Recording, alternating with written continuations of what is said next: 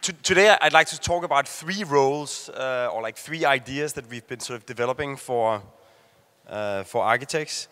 The first one is sort of a diagram we did of what if Denmark was actually designed as an entire ecosystem. So basically what architects should do is not to sort of design two-dimensional facades or even three-dimensional sculptures, but to design ecosystems, systems of both economy and ecology, where we channel not only the flow of people through our cities and buildings, but also the flow of resources, and it's sort of a system of economy and ecology. And the reason for this being this sort of, let's say, expanded role of the architect is the atmosphere you can see in this photo.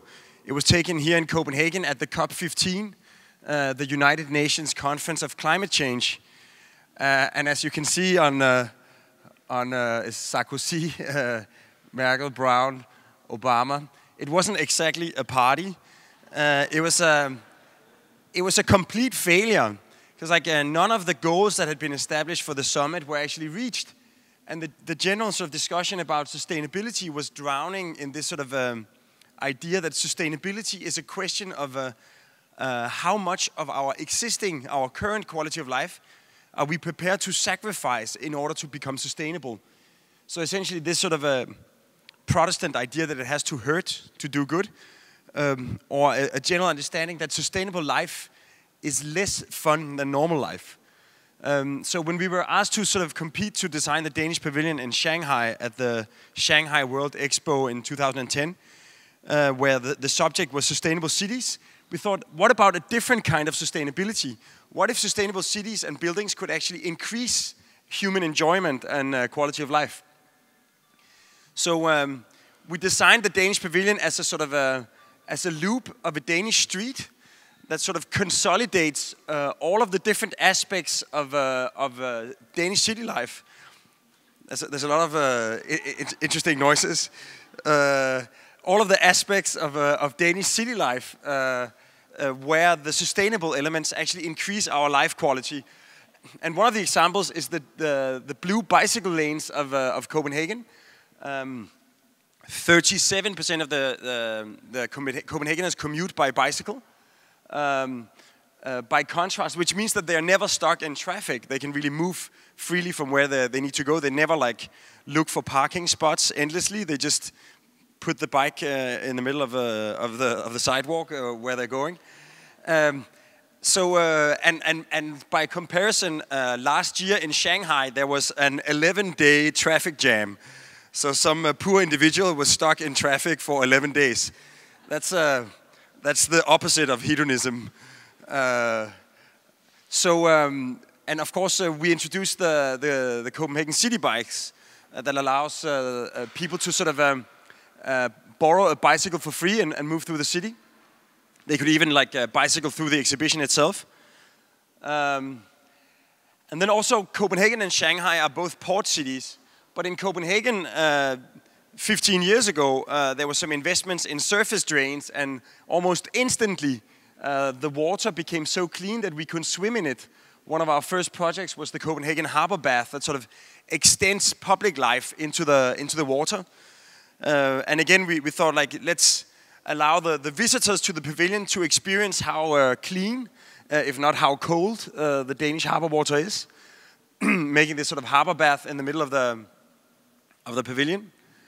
And finally, sort of as a sort of common denominator between Denmark and China, we found out that in the Chinese public school curriculum, the Chinese have 3 fairy tales by Hans Christian Andersen, or Antushung as they call him. So the mermaid is actually something that all 1.3 billion of them have known since they were kids. So we proposed to move the mermaid to China. Not the copy, but the real original mermaid. When the Danish People's Party, Dansk Folkeparti, which would be sort of the Danish version of the Tea Party, I guess, heard about this, they tried to pass a law specifically against moving the mermaid.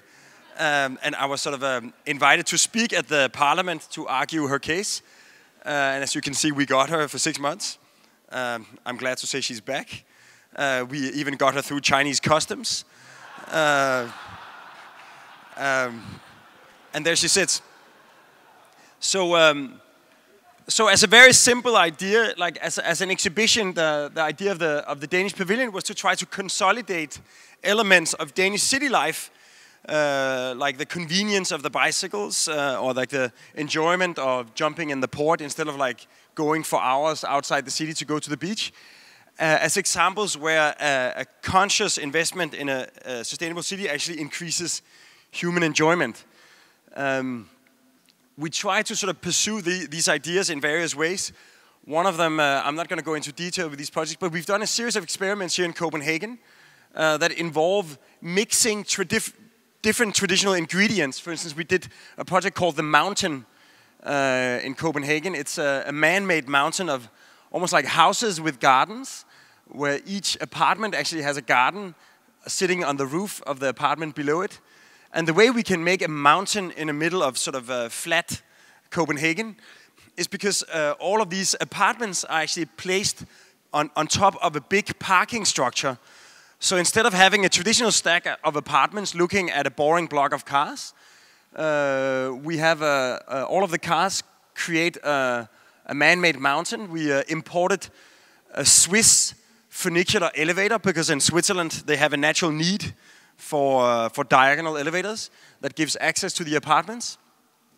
And in a way, by mixing the cars and the apartments, we create this sort of synergy where the cars, they gravitate towards the ground and the street, and they lift the apartments up in the air. The facade of the parking is a perforated plate that allows the parking to be naturally ventilated.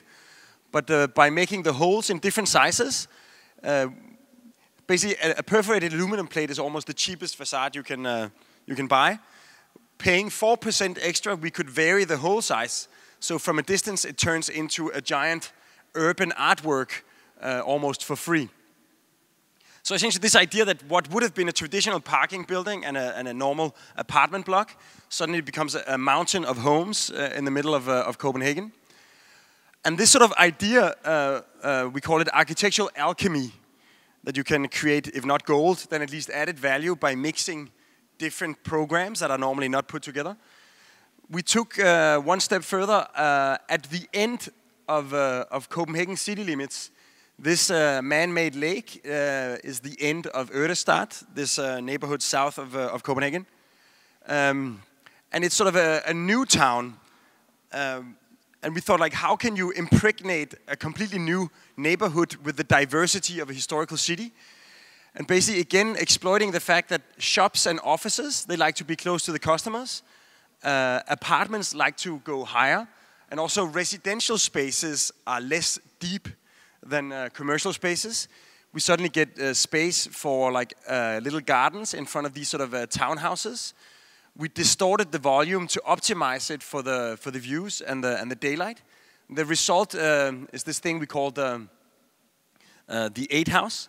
And you can see that there's almost like a man-made path that sort of extends into the building. It is literally at the end of the city limits, so you also have this sort of interesting clash of life forms. But one thing we discovered is that this sort of idea of architectural alchemy doesn't only allow us to optimize the position of each part of the program, like for instance, lifting the townhouses with the gardens up in the sun and the view on top of the offices, but it also invites the possibility for spontaneous social encounters or urban life to actually invade the three-dimensional space of the urban block. So the 8 house is not just a nice two-dimensional facade or even an expressive sculpture. It's a sort of three-dimensional urban condition where you can really walk or bicycle, or like even if you're living on the 10th floor, you can actually walk down and play with your neighbors if you're a kid.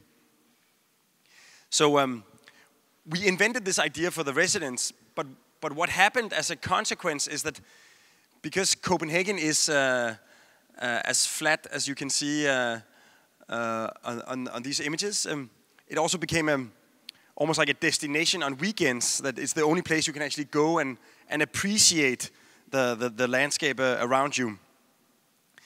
So one other aspect that we have been sort of stumbling upon, you can say that a project like the 8 House is actually a private project for a private client. But since everything we do in the city, even though it's like privately motivated or even privately funded, will become part of the future city. So in the same way, the 8 House actually invites public life into it. We've done 2 projects where we try to take public participation like one step further. One is we did a project for the city hall of Tallinn, the capital of Estonia. And Tallinn is this sort of beautiful UNESCO World Heritage city. The city hall wasn't only going to contain all the political functions, but also all the public service.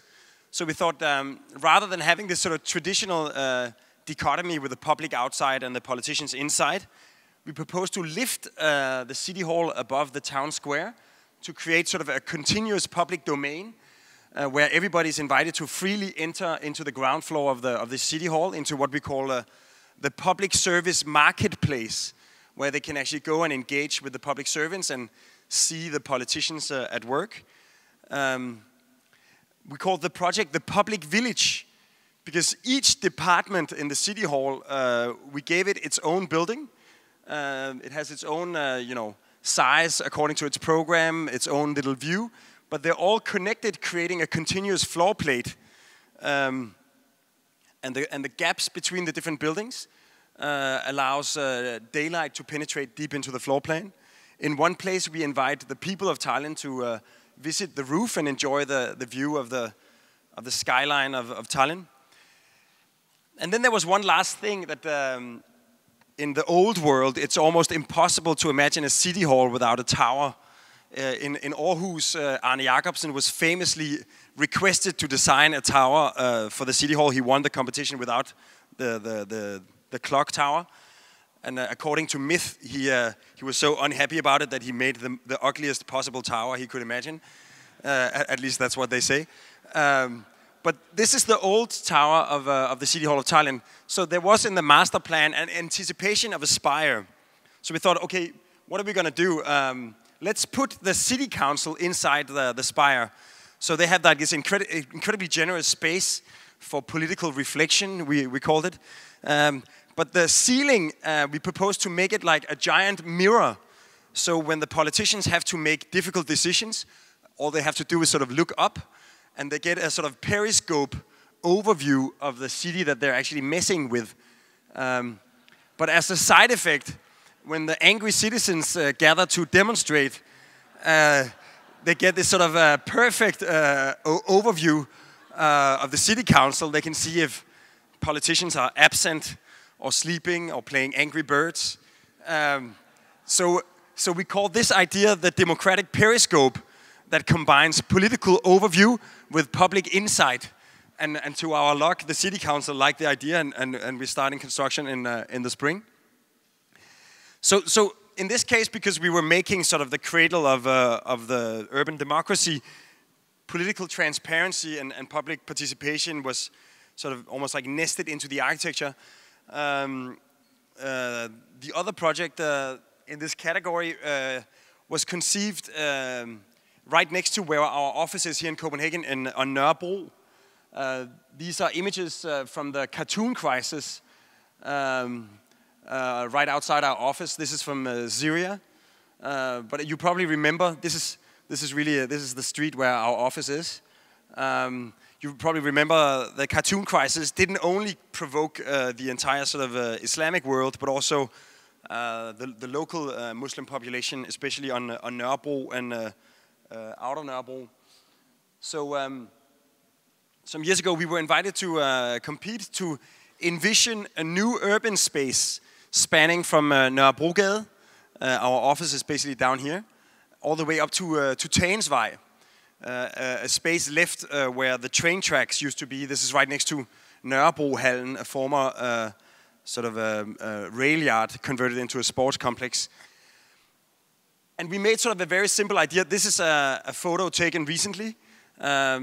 I normally have to point out that this is not a collage or a Photoshop. It is actually a normal photo with no manipulation taken from an airplane. But essentially what we proposed was make a simple sequence of urban spaces, something called the red square, where everything is really red. These are some photos from the construction site. Different shades of red delineate different activities. The black market, which is also black and also under construction. And finally, the green park, where we also made the bicycle lanes and the sidewalks green.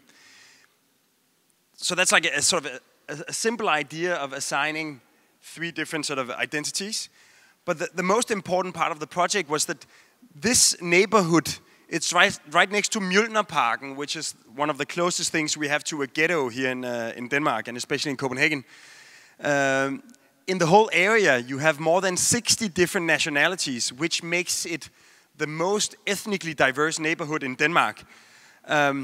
And instead of like plastering this urban space with Danish design, we thought that why don't we look at sort of cultural diversity as something positive, something that could actually drive the design. So rather than having this sort of politically correct approach, you know, it's like nobody eats Japanese food or Chinese food or Indian food to be nice to the Indians. It's not political correctness, it's because Indian food tastes great and has like aspects that Danish food certainly lacks. So we reached out to the local neighborhood through the local media, like via different campaigns and like different public meetings, and asking the local residents to nominate elements from their other home country to sort of create what you could call an urban exhibition of global best practice. So for instance, we made a muscle beach that combines elements from the muscle beach in Los Angeles with Thai boxing, this outrageous Chinese pole thing, and a sort of crazy Estonian swing. Even combined with this, it's a slide from Chernobyl in Ukraine. We had to make a copy of this one because the original is radioactive. And then, of course, like the sign on the red square is the sign from the red square. And even if you take something as simple as a bollard from Ghana, when you put it in a sort of gray Scandinavian context, it becomes this incredibly exotic element. This is from Nørrebro. So for us, it became almost like a safari into cool shit, basically. Like these rainbow-colored bicycle racks from Germany. This is one from Canada, where there's a pump integrated into the bicycle rack. It's a brilliant invention. And then, of course, because it also became an exercise in really combining radically different cultures, the majority of the people living there have a Muslim background. So from Israel, we chose an object that is virtually indestructible. And like even when you look at the benches, it becomes almost like a cultural study. This is a Mexican-Spanish bench that actually allows people to look each other in the eyes.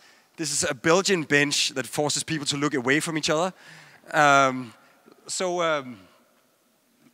a way, sort of the whole neighborhood, you can say like the romantic landscape garden, like Frederiksberg Have here in Copenhagen, or in Frederiksberg technically, was this idea of allowing people to travel even though they weren't moving. They could see a Chinese pagoda and a romantic cave. In this case, the neighborhood really reflects the actual cultural composition of Nørrebro. So it's almost like a perfect portrait of contemporary Copenhagen. Here it's an octopus slide from Japan. And of course a Moroccan fountain, because Moroccans are amazing at making fountains. It's also under construction. A snow cannon from Sweden. Trees with bird cages. And of course all the trees in the red square are red. And finally we actually found palm trees in China that can grow in Danish climate. So without any sort of artificial manipulation, this is a photo taken some months ago from Nørrebro. And of course, like one of the main elements of traveling, and like what really reminds you that you're in a different city is actually advertisement. So as cultural artifacts, part of the lamps in the space are these neon posts for things you can't buy in Denmark. Although I suspect that somebody might open a donut shop here. And this is my favorite one. It's an ad for a Qatar dentist. And of course, on the red square, an accumulation of these signs. So essentially, like this idea of public participation as the driving force of a new sort of aesthetic, creating the liveliness of this new neighborhood in Copenhagen. The last idea that I'd like to share is this sort of idea of social infrastructure.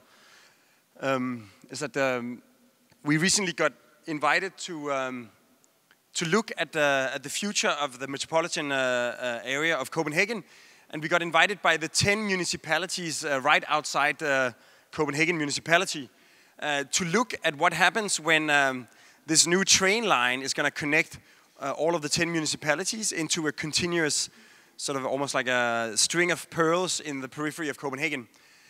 So we started working with the municipalities and studying their sort of different relationships. And one of the things we noticed, like instead of just focusing on Copenhagen or even just focusing on Denmark, right on the other side of the water we have southern Sweden. It's one of the most densely populated and fastest growing regions in Northern Europe, already connected with the Øresund Bridge. And by adding a 4-kilometer bridge to the north, we could actually turn the entire area into a sort of a single metropolitan region. No place within this loop is further away than 40 minutes by public transportation. And it wouldn't just be a loop of public infrastructure. It would also be the infrastructure for waste management, for water management, for power management, sort of combining the hydroelectricity of Sweden with the wind power of Denmark. And also, of course, connecting some of the most prosperous businesses in Northern Europe into this sort of new binational capital that sort of also introduces pink in a Scandinavian flag for the first time. And that has exactly the same size as the San Francisco Bay Area, which in many ways is a kind of interesting sort of a reference in terms of commitment to environmental technology and high-tech and biotech. And the idea was that instead of solving each of these infrastructures separately, to actually combine them into new hybrids.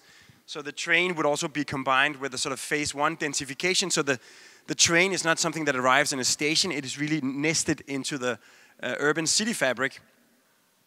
And sort of as an idea, because in this neighborhood you have still industry, you have residential neighborhoods, and you have commerce and culture and public facilities. We started making this brainstorm of how you could make new hybrids, like you can imagine thermal baths that are heated by the excess heat from the power production. So this could sound like sort of science fiction, but one of the first projects that we'll be completing within the Loop City is the biggest project we're doing to date. It's the new waste-to-energy power plant in Amagerforbrændingen. And if you look at the statistics, in Denmark we actually only landfill 4% of our waste. 42% gets recycled, and 54% is essentially burned as fuel to produce district heating and electricity. As a consequence, only 97% of the homes in Copenhagen have district heating, which means that they don't spend any energy on heating, although Denmark is a cold country. They get it as excess heat from the power production. So essentially, together with the waste-to-energy power plant, the citizens form an ecosystem where their waste goes into the power plant and comes back as heat and power. And just to give you an idea, 3 kilos of household waste turns into 4 hours of domestic electricity and 5 hours of heating. And sort of viewed as a resource, household waste is almost the same as 1 ton of household waste is almost the same as 2 barrels of oil. So these power plants, they look like big boring boxes that cast shadows on the neighbors and block the views. And because this one is located in the middle of Copenhagen, it was important that it should be sort of a gift to the city. Or in other words, try to make it look good. It's also going to be the tallest and the biggest building in Copenhagen. It's in the middle of the city. This is the opera. This is where it's going. It's next to the marina. And right in front of it, there's Copenhagen Cable Park, which is a cable track suspended above the water, allowing water skiers and wakeboarders to go into this sort of loop of water enjoyment. So we thought Copenhageners actually love to ski, but because Copenhagen is completely flat, even though we do have snow and at least we have frost at night for 3 months, we have to go to southern Sweden to ski. So we thought it might be that we don't have mountains in Denmark, but at least we have mountains of trash. So the basic idea was to move Isaberg on top of Amagerforbrændingen. So basically wrapping the sort of, creating this sort of tailor-made envelope around the machinery inside. The idea was, instead of just having a normal visitor center where school teachers drag the kids to force them to hear how waste turns into energy, we installed an elevator that takes you to the roof, from where a green, a blue, and a black ski slope in the winter can take you down. And because it's man-made, you end up at the foot of the elevator, and you have this sort of a perfectly sort of engineered ski slope. So miraculously, we won the competition based on this idea. So from 2016, the world is going to have to look out for Danish competitors in alpine skiing, because now we can actually train at home. And of course, the facade is made out of it's this sort of structural brick, giant folded aluminum bricks that are planters. So it becomes this sort of green facade that filters the daylight into the workspace. At night, you can see the machines working inside. So in a way, the diagram that I started showing of this sort of fantasy about the city as a big man-made ecosystem is very close to completion in this case, where not only locally do we harvest the natural resources in terms of natural ventilation through the chimney effect, natural daylight, the local recycling of the water, but also together with the city and the waste, it forms a big ecosystem of a sort of almost like urban metabolism. As a last idea in the competition, they asked for an art project, anticipating maybe to blow beautiful lights at the building at night. But one of the interesting things about this waste-to-energy plant is that it's going to be the cleanest waste-to-energy plant in the world. So the smoke coming out of the chimney is completely non-toxic, but it still contains a certain amount of CO2, much less than current practice, but still CO2. So we propose to sculpt the mouth of the chimney in such a way that it's a compression chamber that fills with CO2.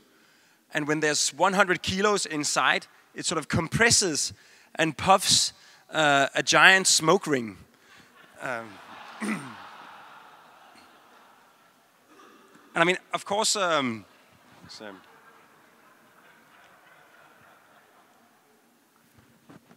one way, it's sort of it's the ultimate artistic expression of hedonistic sustainability, that what used to be the problem of pollution has turned into something playful that puffs smoke rings.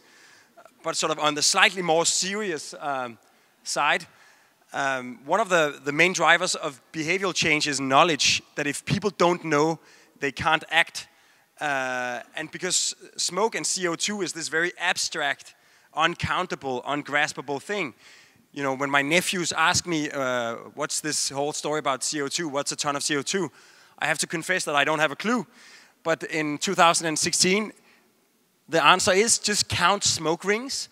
And when you've counted 10 of them, we have just emitted 1 ton of CO2.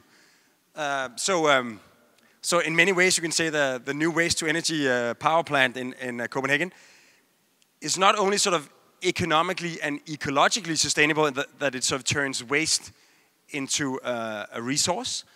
But it's also socially sustainable, that it actually turns a power plant into a public park. And normally when you build a power plant in someone's backyard, because it's so important for the future cities that we can actually combine all these different aspects, including the infrastructure, but by giving it a social element, instead of getting complaints from the neighbors about the construction of the power plant, we've been getting letters from people asking when it's going to open, because they're looking forward to skiing on it. So normally we just opened an office in New York, and I quite often, actually exactly 1 year ago today, I quite often get this sort of criticism that this is only possible in sort of a semi-socialist, sort of utopian Scandinavia. But sort of just to show you sort of that these ideas can actually translate to other and maybe more complex conditions, we were invited to look at the west side of Manhattan for a client called the Durst organization. It's in Hell's Kitchen, quite far away from green spaces. It's right next to this tower. It's a residential tower called the Helena, named after our client's daughter, and next to a waste management facility and a power plant. So we thought, like, it's a beautiful location on the waterfront, but they really need some kind of sense of place or an oasis. So after having spent 10 years of our careers trying to escape the tyranny of the Copenhagen courtyard, when we had the chance to do a skyscraper, we actually thought that maybe the courtyard, the sort of Copenhagen typology of putting an oasis at the heart of the block, would actually be an interesting approach to Hell's Kitchen. And if you like, at the architectural scale, this is Hornbækhus, where my grandparents lived. You can say it's at the architectural scale the same as Central Park is at the urban scale. It's like an urban oasis surrounded by a dense human habitat. So the question became, what happens when you merge a skyscraper with a courtyard? Or what would a court scraper look like? So we placed the courtyard next to the Helena, preserving all of her views. Of course, to be a good neighbor, but also because it is our client's building and it is named after his daughter. And then basically we raised the northeast corner. Maybe it's time to.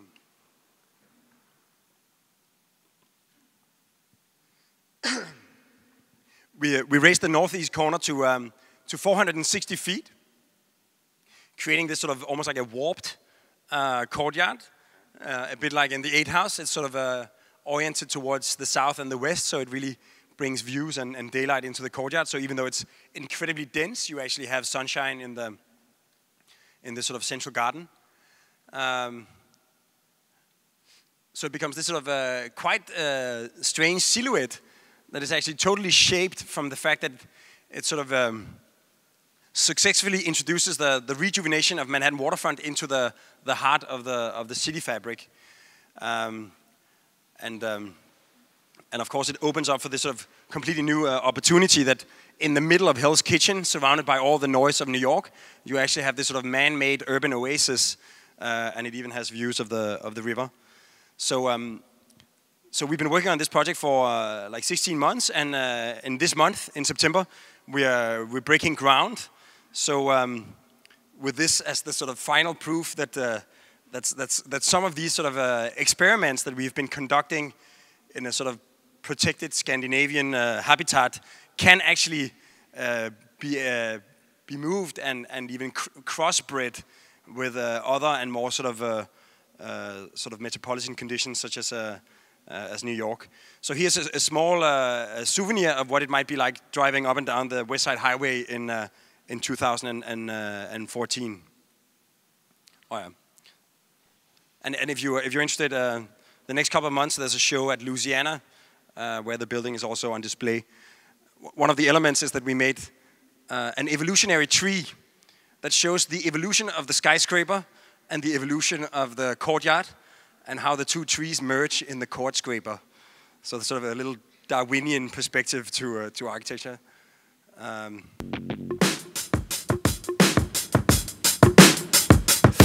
Yeah, I'm out at Brooklyn. Now I'm down in Tribeca, right next to the Narrow. But I'll be hood forever. I'm the new Sinatra. And since I made it here, I can make it anywhere. Yeah, they love me everywhere. I used to cop in Harlem. All of my Dominicanos right there up on Broadway. Pulled me back to that McDonald's. Took it to my stash spot, 560 State Street. Catch me in the kitchen like a Simmons whipping pastry. Statue of Liberty. Long live the World Trade. Long live the King, yo. I'm from the Empire State.